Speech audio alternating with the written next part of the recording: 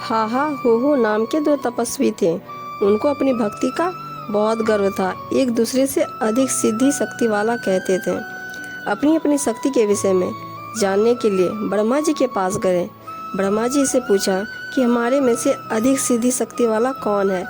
ब्रह्मा जी ने कहा, आप श्री विष्णु जी के पास जाओ, वे बता सकते हैं। ब्रह्मा जी को डर था कि एक को कम शक्ति वाला बताया तो दूसरा नाराज होकर श्राप न दे दे।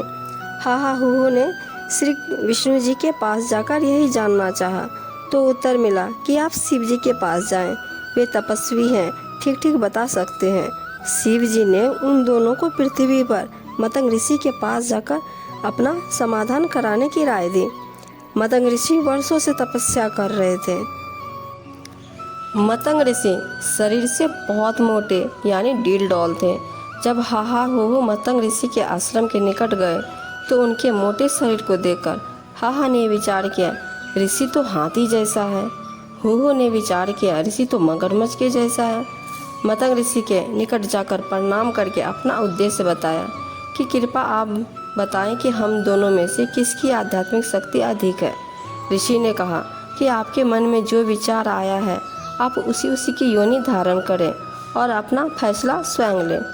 उसी समय उन दोनों का शरीर छूट गया यानी मृत्यु हो गई।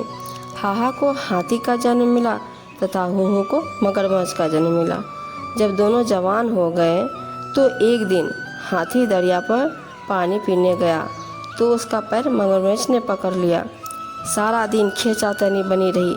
कभी हाथी मगरमच्छ को पानी से कुछ बाहर ले आए, कभी मगरमच्छ हाथी को पानी में खींच ले जाए।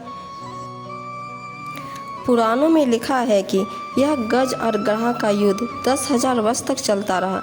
आसपास के वन में हाथी का आहार समाप्त हो गया। साथ ही हाथी दूर से आहार लाकर खिलाते थे। कुछ दिन बाद वे हाथी भी साथ छोड़ गए। हाथी बलहीन हो गया। एक दिन मगरमच्छ ने हाथी को जल में गहरा खींच लिया। हाथी का सूंड का केवल नाक पानी से बाहर बचा था। हाथी को अपनी मौत दिखाई दी तो मृत्यु के भय से भगवान को पुकारा। केवल इतना समय बचा था कि हाथी की आत्मा ने र यानी आधा राम ही कहा, केवल र ही बोल पाए। उसी क्षण भगवान ने सुदर्शन चक्र मगरमच्छ के सिर पे मारा।